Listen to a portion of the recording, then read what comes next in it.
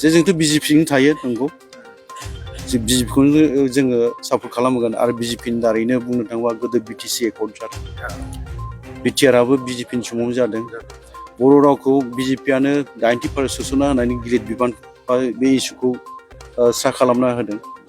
दा बेफोरखौ नायोबा बिजेपिनि समाव बर'फ्रा मोनाखै नङा मोनदों आरो लकसभायाव जोंनो बायजोनि जेंनाखौ आवाज होनो थाखाय जोंहा रावबो गैया आरो बुंनो थाङोबा गोबां भटार्सफ्रा एमपिनि माबायावबो जोङो बाहागो लानाय समाव भट होयो दा ओंखायनो रायजो सभानि जेब्ला बिसायख'थि जागोन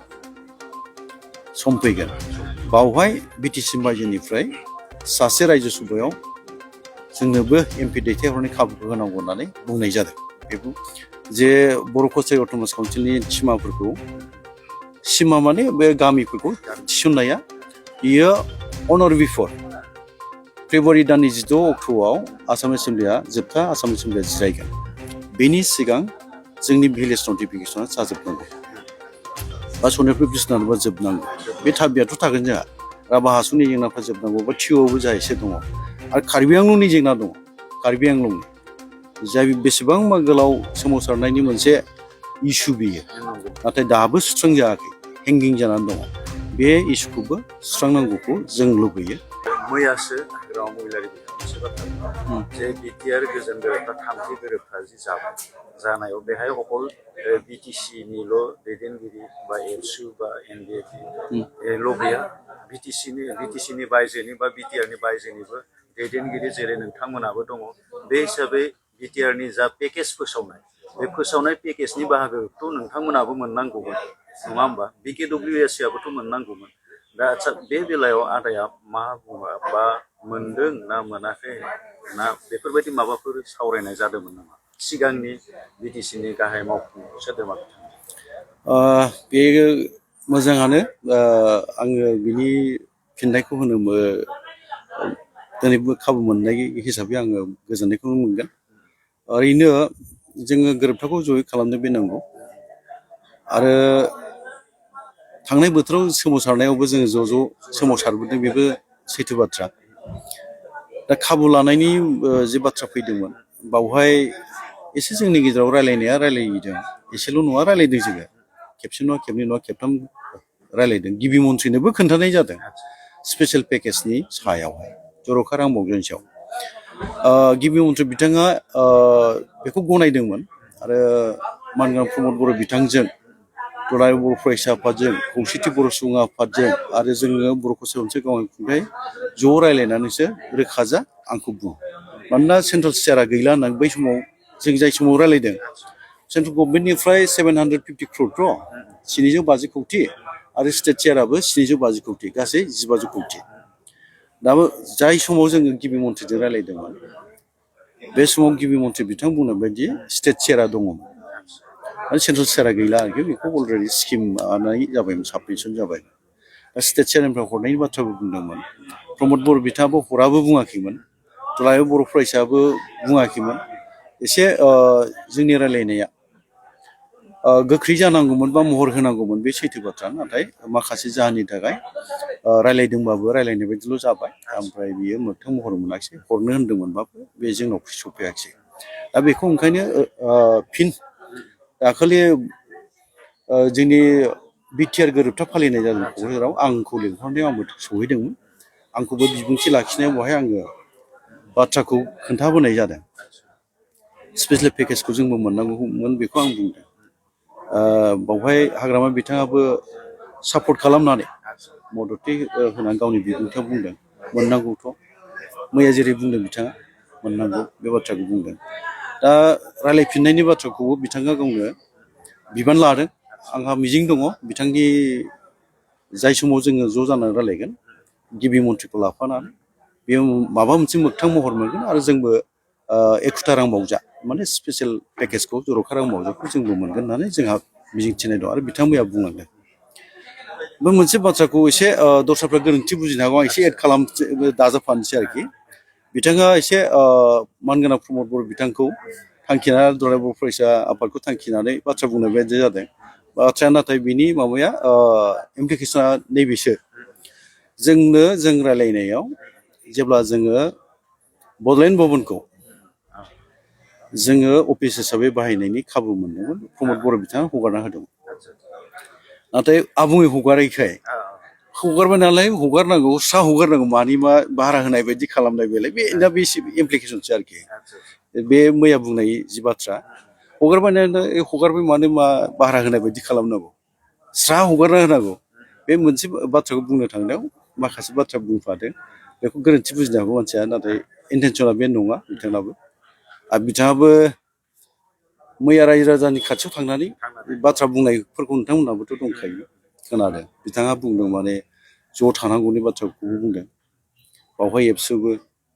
एनडिबिबो खौसेथि बर' समान बिएलटि गासै बर' रायजोआ ज' जानानै थानांगोन बे बाथ्राखौ बिथाङा बुंदों आं खोब मोजां मोनदों आरो जेखि जाया गोरोन्थि बुजिनो नाङा मैया बिथांनि बुंनाय बाथ्राया गावहाथ' फोसावलांबाय आरो जोङो रायज्लायहैदोंमोनबो बिथाङा मानोना 5 बोसोर गोहोआव गैथ'लामोन दा फैफिनबाय फैफिननाय उनाव जों लोगो हमनायाव बिथांनो बेखौ बुंदों जोंहाथ' जोंनिफ्राय जों बुंनाय जादों जोंहाथ' गुवाहाटियाव अफिस गैया दा बड'लेण्ड भवनखौ जोङो बाहायबाय थानाय जायो आरो जोंखौ बाहायनो होदोंमोन प्रमद बर' बिथाङाबो बेखौ खोन्थानाय जादों ओमफ्राय बावहाय जेला जों बिथांनो फोरमायदोंमोन अब्लानो बिथाङा बुंदोंमोन बेखौलाय आं नोंसोर हगारखानोसै हगारसिगोन आं एक्जिकिउटिभ डिसिसन लासिगोन होननानै बिथाङाबो बुंखानायमोन आरोखि आं खोनानायाव बिथांमोना सावरायबाय बेखौ ओंखायनो बिथांमोना फोसावलांदों बे मोजां जाबाय जोंनि थाखाय गमामायैनो जा मावखुलि गैथ'वा गुवाहाटियावथ' नांथारगौबो दा हा नागिरबाय थानाय जादोंमोन मोनाखैमोन जोङो दा बेखौनो जोङो बोरैहाय साबसिन खालामनो हायो उनाव नाजालांसै रां बावजाफ्रा थिग जायोबा बे आरोखि दा बेजों लोगोसे मैया आफादगिरि बिथांनि बुंलांनाय बाथ्राफोर आं बेवहायनो गोरोबसे मोनसे माबाजों रावखौ आंबो बुंफानो लुबैगोन बिथाङा मैया बुंदों हाग्रामा महिलारि बिथांनि नुजाथिनायाव आरो मानगोनां केबिनेट मन्त्रि आसामनि जन्त्रमल्ल बरुवा बिथांमोन थानायावनो बुंदों जे बर' कसारि अट'नमास काउन्सिलनि सिमा माने बे गामिफोरखौ थिसननाया बियो अन अर बिफर फेब्रुवारि दाननि 16 अक्ट'आव आसाम एसेम्ब्लिया जोबथा आसाम एसेम्ब्लिया जिरायगोन बेनि सिगां जोंनि भिलेज नटिफिकेसना जाजोबनांगौ बा सनितपुर बिसनाथबा जोबनांगौ बे थाबियाथ' थागोन जोंहा राभा हासंनि जेंनाफ्रा जोबनांगौ बा टिअआवबो जा एसे दङ आरो कार्बि आंलंनि जेंना दङ कार्बि आंलंनि जाय बेसेबांबा गोलाव सोमावसारनायनि मोनसे इसु बियो नाथाय दाबो सुस्रांजायाखै हेंगिं जानानै दङ बे इसुखौबो सुस्रांनांगौखौ जों लुबैयो आंथ' लुबैयो आंनिफ्राय हार्टजों आं लुबैयो आरो बे स्रा जानांसिगौ आं बेखौ बुंनो लुबैयो दा ओंखायनो जोङो आसाम एसेम्ब्लि सेसन 16 फेब्रुवारि जानायनि सिगां जोंनि सेकेन्ड फेजनि जि मोनसे नैथि खोन्दोनि गामि फोसावनाय गं 161 गामिखौ फोसावनानै होनांगौ आरो लोगोसे बे गामिनि जि जेंनाफोर सनितपुर बिसनाथ आरो राभा हासं साउथ कामरुप गवालपारा जिल्लानि बेखौबो थिग खालामना होनांगौ टिअआव एसे जेंना दं बेखौ थिग खालामना होनांगौ जों लुबैयो बे थाबाय आरो बिथाङा मैया बुंनाया नैबेखौ बुंदों जे जोंथ' बिजेपिजों थायो नंगौ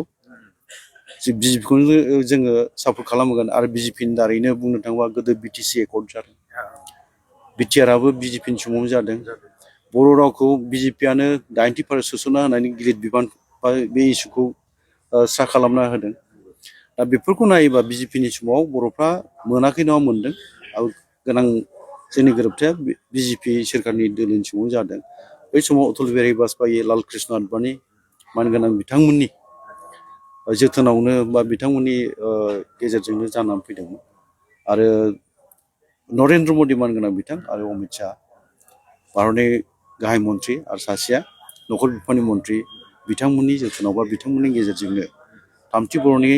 गोजोन गोरोबथाया 2020 मायथाइ आरो 27 जानुवारियाव बे जानानै फैनो हादोंमोन आरोखि ओंखायनो बिजेपिखौबो जोंनि मानसिफ्रा मालाबा राजखान्थि माने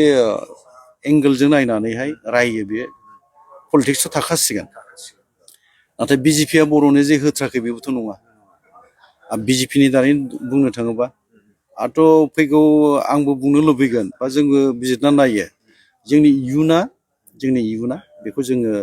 रायलायनांगौ जायोबा बिजेपि गैयाबा मा जाहैनो हागौ आसामाव बेबो साननो गोनां दिनैनि समाव बेयाव माखासे जेंना थाबाय ओंखायनो बेफोरखौबो नायनांसिगोन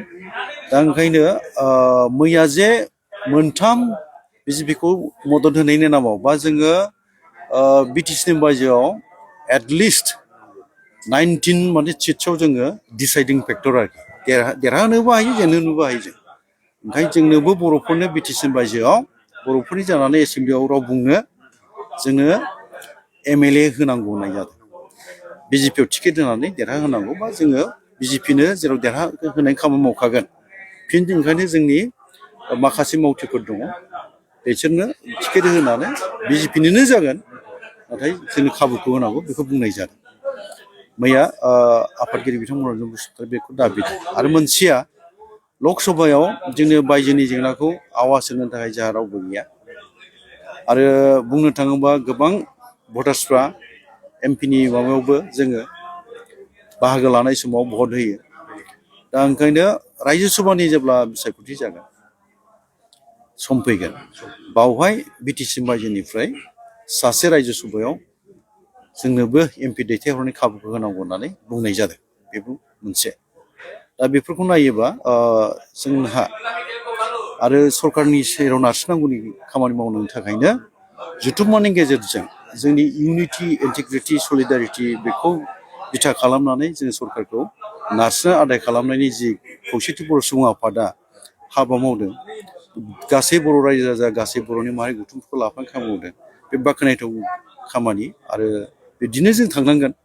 बर' हारिनि सार्भाइभेलनि जा बाथ्रा दङ इयुननि थांनानै थानाय दाबो जोङो राव हारिमु थुनलाइ सोलोंथाइ गासैबो बिथिङाव दाबो जों गोख्रों गसंथानो हायाखै